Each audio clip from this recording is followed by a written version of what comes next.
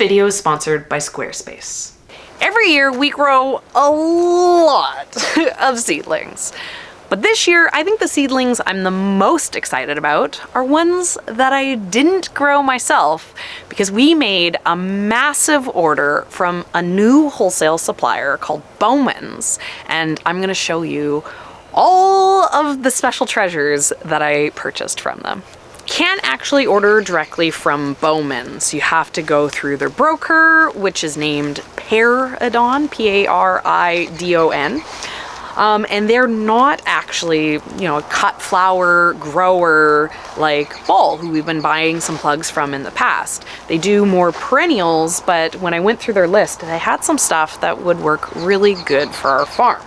So we spent $2,600 on this collection of seedlings, which feels like a lot of money, but I'm actually really excited about the potential of all this stuff. $2,600 on something that I'd plant in the ground, they're one and done. That'd be a little painful. They'd have to be special, like Lysianthus, for me to want to do that. But what these seedlings are about is about getting some ease into our farm system. This is year 6 on the farm. We spent 5 years working really hard. If the farm is going to continue, it needs to get its labor dealt with. And our idea on how to do that is to put in some things that aren't going to need constant upkeep. I mean, they all need constant upkeep, but So last fall, we planted a huge peony patch. That is going to be amazing for the farm. That is going to be something that was a lot of work, in the now, but you reap the rewards into the future. And that is the same idea with this. This is stuff that we put in, in the next few years. Very good for us. This is the purchase that basically inspired this entire purchase. We have purchased 17 trays of sedum, which is an insane amount of sedum. These are 72 trays, so I don't know, let's do some quick math. That's like almost 2,000 sedum? Okay, I exaggerated. It's under 1,200, but that's still a lot of sedum. It's gonna be 3 entire beds of sedum, and this is what I wanted. I have 2 full beds of Autumn Joy. I think there is 11 trays of Autumn Joy and then 6 trays of Autumn Fire. These grow really, really well in the Okanagan. Sedum is very drought tolerant. I found that to my detriment this last season. I started watering the sedum a little bit more because the yarrow beside it needed more water and a bunch of them died. There was too much water for them. But the thing that makes sedum so great on the farm is that it has this huge range of time that I'm able to pick off of it. I can pick it when it's just kind of in the seed phase, when it like sends up like almost looks like a head of broccoli. The most beautiful broccoli you've ever seen. There's like green buds. I can pick it at that stage. It makes an amazing filler. It's super easy to grow, super great vase life. It, kind of lasts forever. Sedum will just root and you could then plant it back in the ground a month later. Like a really good, valuable plant. And having 1,200 plants on the farm, as those mature into, 3rd-year perennials, they could produce up to 10 stems per plant. So 1,200 would mean over 10,000 stems of sedum. I could be picking off of it July, August, September. Sedum actually survives frosts. I could be picking off this in October. So 10,000 stems, that's a little intimidating if it was something where I had a 2-week window to sell it in. But having 2,500 stems a month, to use in bouquets, to be selling in larger wholesale volumes, with it being something that is just so perfectly adapted to our growing conditions, it kind of was a no-brainer that this is what I wanted to do. This is like where I kind of wanted some of the farm direction to go. So I was like, I know a place just up the road. We wouldn't have to pay for shipping. And so that's why we purchased off of Bowman's. But then once I start looking at their catalog, right? Because it's mostly stuff that is more like landscaping plants. But there were some things in there that I was pretty excited about. So the next thing that I was like, well, if I'm making an order, I might as well go for an entire bed's worth of this yarrow, which is named Peter Cottontail. And so these need to get planted. They should not be budding like this. But you can kind of see like in here, there's like, you know, some flowers starting. This does not look like yarrow at all. When this blooms, it actually looks really similar to baby's breath. And I can't grow baby's breath for the life of me. And I also shouldn't be growing baby's breath because in my area, it's an invasive weed. And actually, when I've done research into it, it's an invasive weed in most areas. The perennial baby's breath is not necessarily a good plant to be encouraging. And the other thing too is when you cut it, because of just how it blooms, you're most likely gonna have viable seed on most stems. So if it's an invasive weed and you're selling stems of it, you are making something that could potentially hit the compost and spread. So I'm really excited about this Peter Cottontail. I've never grown it before. Yarrow loves the Okanagan. You know, it's a little bit different. This almost looks like a tarragon to me. This does not look like what a yarrow looks like. Here, I'm gonna grab a yarrow for comparison. Okay, here we go. We got some comparison. So this is the normal yarrows that I grow. You know, they have these frilly fern leaf foliage on them. You know, this is... When I think of yarrow, this is what I think of. This is the one that grows as a weed in my lawn. And then the look of this is quite distinct, right? So, you know, I'm really excited to see how drought tolerant this is, how, you know, well adapted to the heat this is. I think that this plant could have a lot of potential for, you know, a lot of people in their gardens. So, yeah. I bought 4 trays of this because I want an entire bed. I want all of it. Then, if you guys know me, you know I have a bit of a shopping addiction. So even though I very easily could have stopped just at the Peter Cottontail and the sedum, I didn't need to buy anything else. It was just too tempting not to. So I got some other stuff to experiment with. So this is a 72 tray of Campanula glomerata superba. And so this is a perennial Campanula, and the color on it is like amazing. It's this great like dark purple color, and it almost has the look of like the bee balms, like the classic bee balm where it gets like the multi-layer flowers, and the stem length on it, it's not super tall, but it's tall enough that I should be able to use it as a cut. So, you know, I'm excited to see what this does. You know, pretty much everything that I got is more of experiment stuff. So I started with just 1 tray, but you know, things like this worked really well. You know, you can always buy more in the future, right?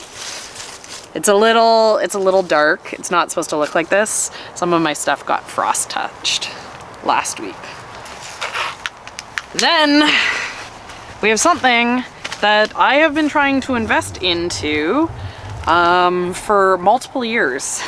This is a daisy. This is I'm not even gonna try to say the Latin name.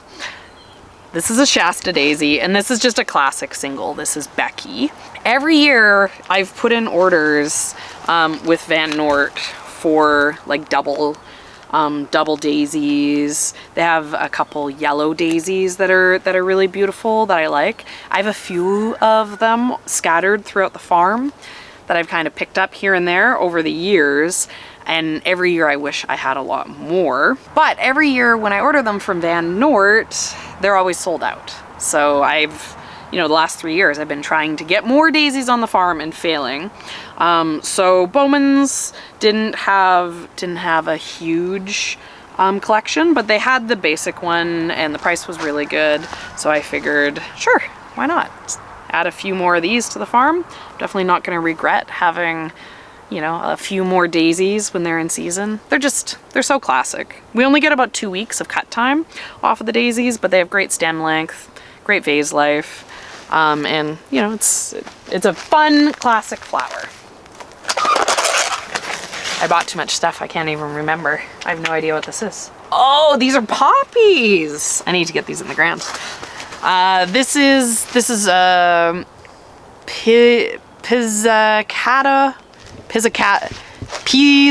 mix, Oriental poppy. So the idea on this isn't that I purchased this at all for the flowers. Oriental poppies, they don't have much phase life, but they look beautiful when they bloom. And after the blooms finish, you end up having poppy seed heads, which look great fresh and green in bouquets, and also dry really well as, you know, a great piece of visual interest. So we've bought poppies before in the past, and I killed them. I don't know what I did, but I killed them. And so, you know, 72 poppies is, you know, it'll look really beautiful. And then it'll be a little bit of textural filler. I don't know. I'm really excited for these. They're gonna look really pretty blooming on the farm. I like stuff that looks good and you can enjoy it and then you can still get a cut out of it. It's like the best of both worlds. And then this is I am incredibly lazy purchase. This is a 72 tray of Echinopsis Retro, which is the classic like blue ball. And I bought this because I have 1,000 pack of seeds of this, and I've been meaning for the last 2 years to grow out an entire bed's worth of Echinopsis and plant it, and I still haven't done it yet. And fair enough, I clearly knew myself when I ordered this tray because I still haven't started them for this year yet either. So this, I can get into the ground, get started. One of these days I am going to be planting that entire bed of retro, but probably not till the summer at this pace. So it'll be nice. It'll be nice to maybe get a few cuts off of this year if it sends up a few blooms. And then everyone says, don't plant mint. Don't ever put mint into the ground. It is such an invasive weed. It just spreads everywhere. It's crazy. Don't do it. And 2 years ago, I bought 12 like packs of, apple mint. Bought 12 packs of apple mint at my local nursery because I was like, it's so beautiful and I love it. And I planted into my perennial garden patch, and last year, the second year it was in there, it had gone from being 12 little nice plants to having taken over an entire half bed of space. And when I was walking through there the other day, I saw that it has now spread, you know, it's tripled in size over last year. It's through all the paths, it's everywhere. It's an invasive weed, it's growing like crazy, which is perfect for me because it has been a great filler. Having it just growing everywhere means I don't need to worry about overpicking it. I don't need to worry about, if I pick it too much, it's going to kill the perennial plant. I'm not gonna have it for the year after. There is value to weeds on a flower farm because they can be lower labor. So I was like, you know, I could use a little bit more mint. The smells amazing too. So I purchased a couple different mints that they had available, and they're so cheap. These were like the cheapest plants. So this is a peppermint, I'm pretty sure. I've grown this before. This gets really nice stem length on it. You know, so I'm gonna be putting this in somewhere, maybe a little bit isolated from the annual farm, so I don't have to worry about it. But we till. So if this ever got to be a problem, we could just till it up, set it back, you know, just kind of treat it like how we treat the invasive grasses that we're always fighting. And it never rains in the Okanagan, so if we ever wanted to kill it, we could just stop irrigating. And then I also got a tray of mojito mint, and this I've also grown before too. And this is another one that gets a really nice stem length on it, and you can see like the coloring is a little bit different. So the apple mint is like a soft fuzzy leaf, which I have lots of. You know, the peppermint, it has these like purpley tones, and then this is more like a classic bright green. And all of these get flowers too. They get kind of these like simple, like purpley, like pale lavender flowers. So yeah, no, really excited, and it smells so good. You know, one of the great things about using these perennial herbs as filler in the bouquets, a lot of the stuff that we grow doesn't really have much scent. So anytime we can use a herb that adds a little bit of scent to the bouquet, it can really add to the experience for everyone purchasing their flowers, because everyone loves flowers that smell good. And then finally, I saved the best for last, the most expensive. These were a little precious. These were not an impulse buy, like me buying, you know, 150 mints were. This is delphinium, and these were $1.99 a plug. So it was a little hard for me to do it. These are NM, so that's New Millennial is the variety name, and this one is specifically Green Twist. And so this purchase has a story behind it. So as I said, we are looking to put more perennials in. We're looking to start investing into things that, you know, we can grow at a larger volume, that, you know, maybe has potential for more wholesale sales, you know, like the sedum, having 10,000 sedum stems. Amazing. There is lessons that I feel I have to learn from traditional flowers. My focus so far has been really on things that are well adapted to growing in the Okanagan. The truth of the matter is I am very, very bad at growing flowers. Until we had the farm, I didn't grow flowers at all. You know, even to this day, I am not a very successful grower of flowers. I've been able to get away with it because I have been specializing in things that are easy to grow, because I recognize my skill level. So my goal is to always find things that are really well adapted to our Okanagan conditions. I'm looking for things that are going to be drought tolerant. I'm going to be looking for things that are, you know, willing to handle the heat of the summers that we get. I'm looking for things that, you know, grow really fast, like, you know, zinnias and cosmos and sunflowers in the summer. I'm just trying to make my job as easy as possible. But I'm also gaining a lot of skills as the years have gone by. At this point, you know, I'm feeling a lot more confident in what I'm growing. And so I'm now starting to look at some of these more traditional plants and asking myself, you know, if this is stuff that professional flower growers are growing for professional florists to be using, maybe they would be really great options for me.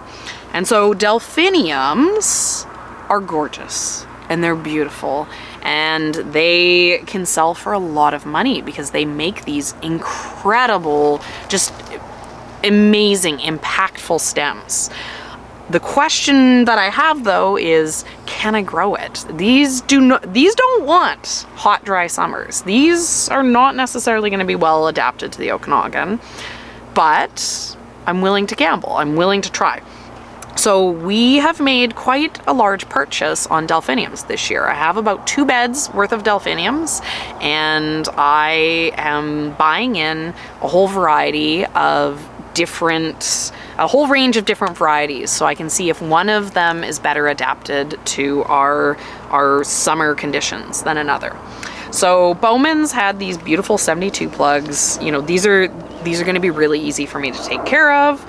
You know, they're a little bit pricier, but, you know, this New Millennial variety is really nice. I'm excited about this green, and then we got it in every color that they had.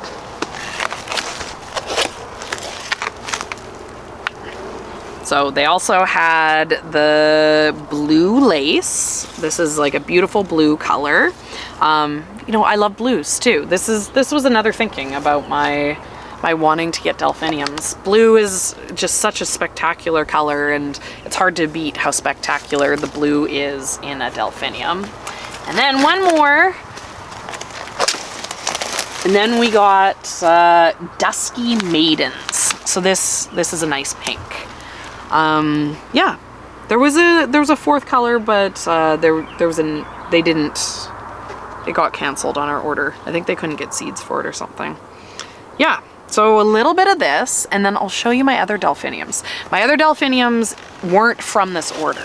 I made a order specifically from Ball of just delphinium, and so they're over here. They're not looking as nice, so. I've saved my embarrassing seedlings for last. The ones that I have been less kind to. So these are 144s. We did the math. So they're a little bit bigger than like the 288s that we get on Lysianthus, which I'm really bad at taking care of. But these, they definitely need to get into the ground. So we need to prioritize getting these out. And what I did for this ball order is so normally I like to buy specific colors instead of the mixes, because I want to be able to plant in color blocks. But because I don't know what I want for delphiniums, and I'm suspecting that I'm gonna have to like keep replanting delphiniums every year, I ended up buying mixes so I can get experience with all the colors and all the varieties without having to buy like, you know, 10 entire beds. So this is Guardian is the variety, and it's in a mix. You know, these are all the like larger, more impactful delphiniums. They're all, you know, I don't know. I did some research about delphiniums. There's a few different variety names, but I can't remember what they are. I think the Delphinium elata. I'll look it up and I'll put it on the screen. The specific variety that is the one that's more grown for cut flowers. The ones that do the more impactful flowers. You know, so I got everything that was like in that family. There are some ones that are like a little bit more simple. They kind of grow a little bit easier, but they're not those big dramatic florist ones. So I stayed away from those. But yeah, so okay, this one is the M Fountain mix. Can't remember. Magic Fountain. That's it. This is Magic Fountain. And this is saying Crystal mix. So I don't know if the Magic Fountain came in a couple different different color palettes. Then we got Magic Fountain mix. Okay, yeah, so that makes sense. So, you know, a little bit of a different color palette on those ones. We got, oh, this is the classic. We got Delphinium Pacific Giants mix. Yeah, this very classic, but yet again, right? Like I have concerns about something that likes growing in the Pacific, something that gets giant in the Pacific. Is it gonna fizzle and die when it has to deal with hot Kelowna summers, right? We'll see. I got another tray of Magic Fountain mix. Those ones are looking a little nicer. Another tray of the Magic Fountain Crystal mix. Yeah, and then another tray of the Guardian mix and another tray of the Pacific Giant mix. So in total, I have 8 of these 144s. So there is a lot of delphiniums that are going to be going in on the farm. Normally I plant with spacing of 400 per 50-foot bed. But I might want to give the delphiniums a little bit of extra space because they do get to be quite large plants. So yeah, there's gonna be a lot of delphinium on the farm. There's gonna be a lot of perennials, and I'm really excited to see what the workload is gonna be on it this year. You know, as I said at the very beginning, it's a very exciting set of seedlings for me because it's a new experiment. It's a new kind of shift in way of thinking about growing. Perennials are not labor-free.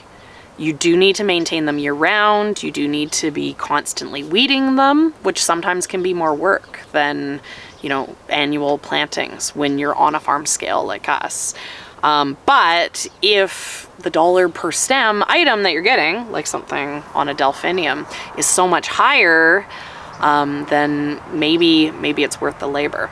So it'll be really fun to get these into the farm and see what they do this year. Squarespace is an all-in-one website platform for entrepreneurs to stand out and succeed online. Whether you're just starting out or managing a growing brand, Squarespace makes it easy to create a beautiful website, engage with your audience, and sell anything from products to content to time, all in one place, all on your terms. I love how easy they make it for me to build a website. Squarespace Blueprint AI is a guided design system that helps you build your dream website. And Fluid Engine, the next generation website editor, lets you customize every design detail. Whether you're building an online store or offering courses, Squarespace has you and me covered. Go to squarespace.com for a free trial, and when you're ready to launch, go to squarespace.com/youcan'teatthegrass to save 10% off your first purchase of a website or domain.